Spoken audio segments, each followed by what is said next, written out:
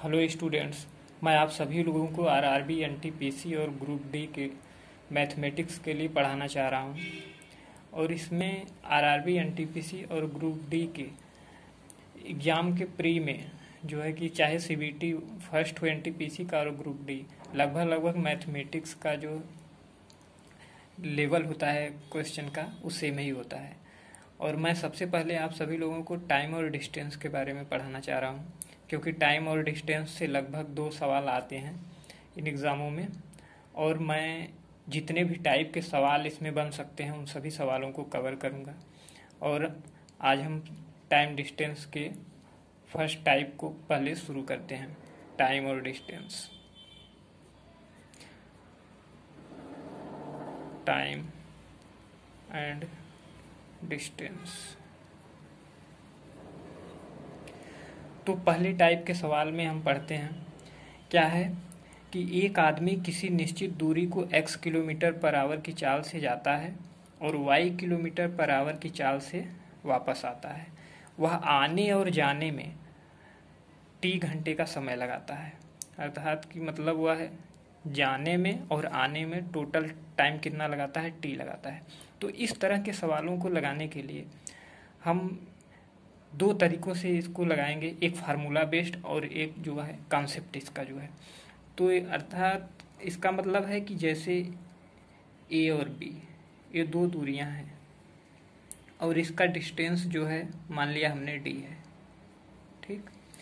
तो ये जो डिस्टेंस है और स्पीड टी है और टाइम टी, यानी एस स्पीड से डी डिस्टेंस को टी समय में तय करता है। तो अब हम यहाँ क्या करते हैं कि डिस्टेंस इक्वल टू क्या होता है, स्पीड इनटू टाइम। और यहाँ पर हम देखते हैं कि यही दूरी ये जाने में भी लगाता है फिर वापस आने में भी, यानी कि डी आपका कांस्टेंट यहाँ पे हो जा रहा है। यानी कि वही दूरी जा रहा है x किलोमीटर पर वाई सेकेंड से और y किलोमीटर पर सेकेंड से वही आ रहा है। तो डिस्टेंस दोनों केसेस में क्या है, कांस्टेंट है। जब कांस्टेंट है डी तो कांस्टेंट हो जाएगा डी, तो हो जाएगा क्या, यस इंटू टी। यानी कि यस यानी स्पीड जो है आपके टाइम के इनवर्सली प्रोपोर्शनल अर्थात व्युत्क्रमानुपाती संबंध होगा। स्पीड और टाइम में क्या होगा, व्युत्क्रमानुपाती संबंध होगा।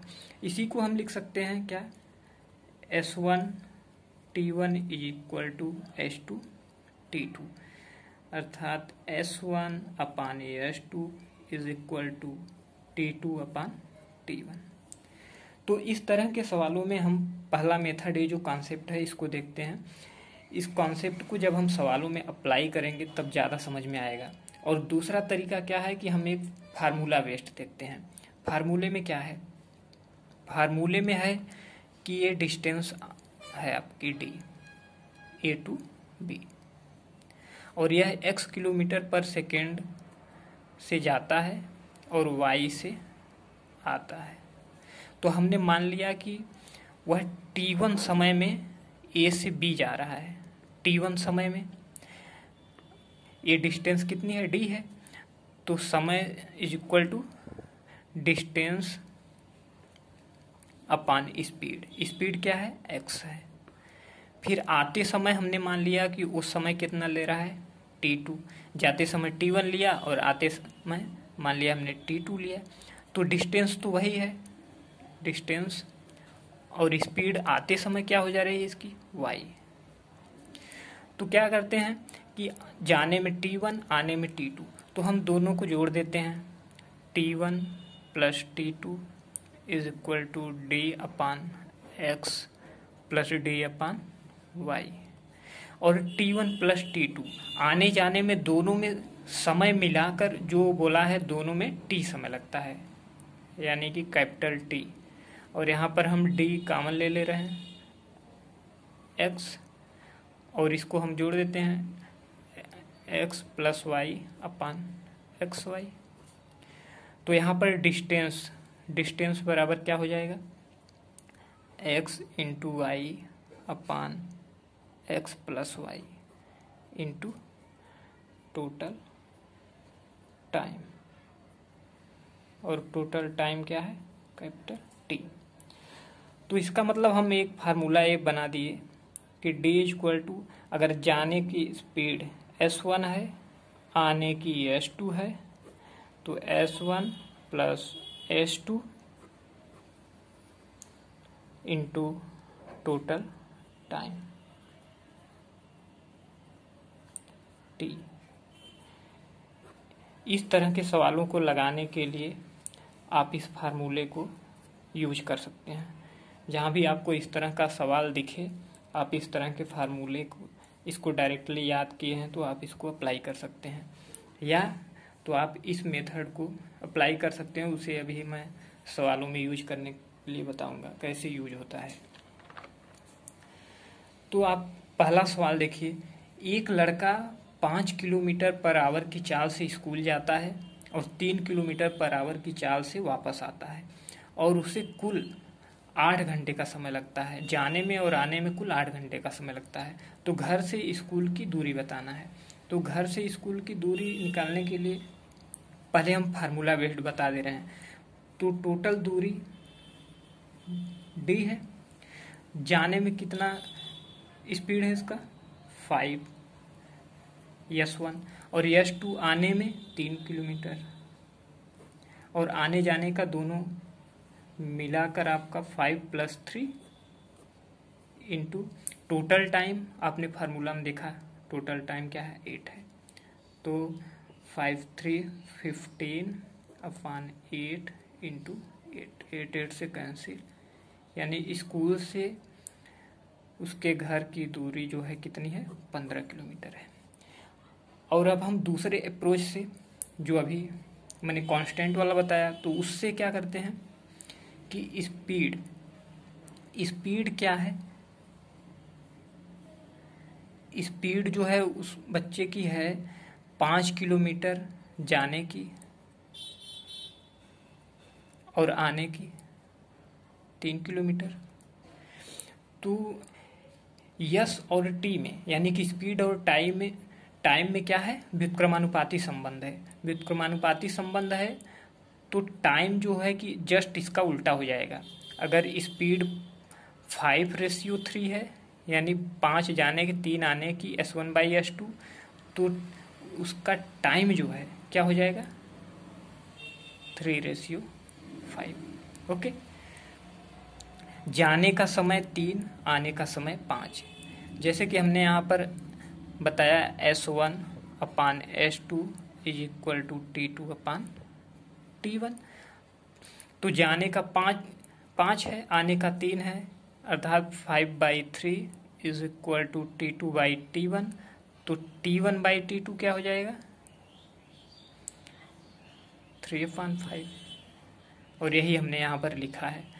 और कह रहा है कि आने जाने का टोटल समय मिलाकर 8 घंटे का समय लगता है, यानी कि ये जाने का समय है और ये आने का समय है। तो टोटल दोनों मिलाकर कितना हो गया, 8 हो गया। इसे हम यूनिट बोलते हैं, 8 यूनिट। इतना यूनिट जो है आने जाने का दोनों का है, और एक्चुअल में कितना है आने जाने का, 8 घंटा है। तो 1 यूनिट बराबर कितना, 1 घंटा। 1 घंटा। तो फिर 1 घंटा, 1 यूनिट का 1 घंटा हो गया। तो 3 यूनिट का कितना होगा, 3 घंटा। यानी एक्चुअल में उसे 5 की स्पीड से जाने के लिए समय 3 घंटा लगा। 1 यूनिट 1 है तो ये 5 यूनिट 5 आवर्स हो जाएगा। तो 5 की स्पीड से जाने में 3 घंटा लेता है और 3 की स्पीड से आने में 5 घंटा लगता है। तो हमें क्या पता करना है, दूरी। तो डिस्टेंस बराबर क्या होता है, डिस्टेंस बराबर होता है स्पीड इनटू टाइम। स्पीड चाहे हम इसको ले लें चाहे इसको ले लें, कोई फ़र्क नहीं पड़ता है। तो हम जाने की स्पीड ले लिए 5, और कितने समय में पहुंचा, 3, 5 हैं 15 किलोमीटर। अगर हम इससे भी देखें तो भी हमारा वही आएगा, स्पीड 3 और टाइम 5, 15 किलोमीटर। ठीक। आइए अब दूसरा सवाल देखते हैं। दूसरा सवाल क्या है कि एक आदमी बस से कुछ निश्चित दूरी 25 किलोमीटर पर आवर की चाल से तय करता है और 4 किलोमीटर पर आवर की चाल से वापस पैदल चलकर आता है। आने जाने में कुल 5 घंटे 48 मिनट लगते हैं। तो ज्ञात करो कि बस से उसने कितनी दूरी तय की। ओके, तो उसने कितनी दूरी तय की। कोई एक ये जगह है, बस से वो घर से मान लीजिए बस से कहीं जा रहा है, उसने कुल दूरी जाते समय 25 किलोमीटर पर आवर की स्पीड से चला बस के थ्रू, और आने में उसने पैदल आया। पैदल मतलब 4 किलोमीटर पर आवर की स्पीड से। तो हमें क्या करना है, उसकी दूरी बताना है। तो दूरी हम डायरेक्ट एक जो है फार्मूले के थ्रू बता दे रहे हैं। फार्मूले के थ्रू आप क्या करेंगे, S1 यानी 25, S2 4, और ये आपका हो गया 25 + 4 गुणे 5 घंटा 48 मिनट। 48 मिनट में सबका कितना घंटा हो जाएगा, 48 60 12 चौक 48 12 25 60 और 50 25 4 29, यानी कि 29/5 घंटा लगेगा आपका। और यहाँ पर 25 चौका 100 अपान 29 × 29/5 29 यानी कि आपका आ जाएगा 20 किलोमीटर पर 20 किलोमीटर डिस्टेंस आपकी आ जाएगी। और दूसरा मेथड हम देखते हैं। अगर आपका डिस्टेंस इसमें भी कांस्टेंट है, वही दूरी एक बार वो बस से तय कर रहा है फिर पैदल आ रहा है, तो डिस्टेंस वही है, तो स्पीड का रेशियो पहले हम देखते हैं। स्पीड यानी कि जाने का 25 आने का 4, तो टाइम इसका जस्ट उल्टा हो जाएगा, जाने में 4 और आने में 25। ओके, और कह रहा है टोटल टाइम जो लगता है 5 घंटा 48 मिनट लगता है। तो टोटल जाने का समय ए है, आने का समय ए है, टोटल कितना हो गया 29।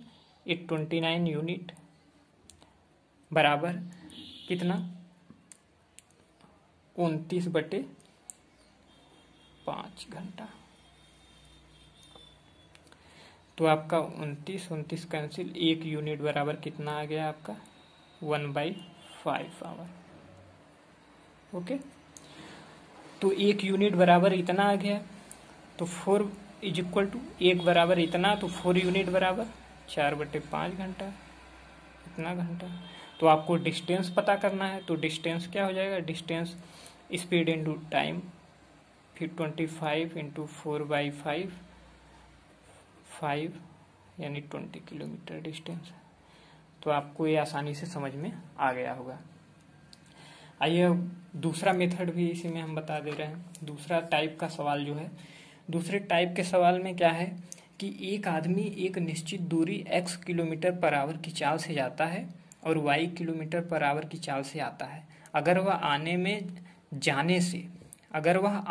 जाने से t घंटा ज़्यादा समय लेता है तो दूरी ज्ञात करिए। तो एक तो आपका इसमें भी दूरी कांस्टेंट है, इसमें भी आपकी दूरी कांस्टेंट है A to B, तो इसमें भी वही S × T कांस्टेंट वाला फार्मूला लगेगा, वही जो पिछले वाले में था। तो इसमें भी S1/S2 T2/T1, और इसका फार्मूला जो है, फार्मूला बेस्ड क्या होगा, फार्मूला जो होगा A to B, और ये डिस्टेंस D है। जाने में कितना समय ले रहा है, जाने की स्पीड जो है x है और आने की स्पीड y है। और आने में यानी कि जाने में जितना समय लगता है, आने में उससे t घंटा ज़्यादा समय लेता है। तो हम मान ले रहे हैं जाने का समय क्या है, t1 है। तो t1 बराबर क्या हो जाएगा, t1 = डिस्टेंस अपान स्पीड, और आने का समय जो है t2 d/y। तो अब क्या है कि आने का समय जाने से t घंटा ज़्यादा है, तो हम t2 - t1 कर दे रहे हैं। t2 - t1 अतः d/y minus D upon X, D X minus Y upon X Y.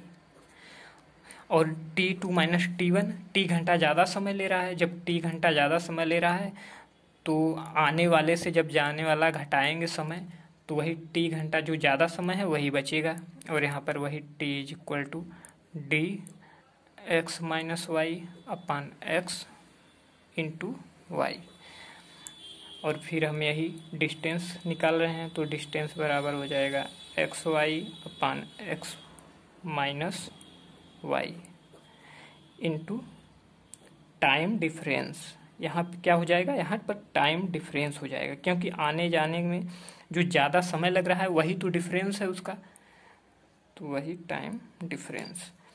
अर्थात डिस्टेंस इज इक्वल टू जाने का अगर हम स्पीड s1 मान लें, आने का s2 मान लें, और s1 माइनस s2 इंटू जो ज़्यादा समय लग रहा है वही वाला यहाँ पर मल्टीप्लाई हो जाएगा। इट मीन्स टाइम डिफरेंस ये t हो जाएगा। ये फार्मूला है, डायरेक्ट आप फार्मूला यूज कर सकते हैं या तो आप इस मेथड को यूज कर सकते हैं। आइए कुछ एग्जाम्पल, हम एक दो इसका भी एग्जाम्पल देख लेते हैं। एक आदमी घर से ऑफिस की एक निश्चित दूरी 40 किलोमीटर पर आवर की चाल से तय करता है तो वह 10 मिनट लेट हो जाता है। लेकिन अगर वह 60 किलोमीटर पर आवर की चाल से जाए तो 5 मिनट पहले पहुंच जाता है। घर से ऑफिस की दूरी ज्ञात कीजिए। तो इस तरह के सवालों को थोड़ा सा ये ध्यान देना जरूरी होता है कि इसमें हमने फार्मूले में लिखा टाइम डिफरेंस, तो टाइम डिफरेंस क्या होगा इसको निकालना जरूरी है।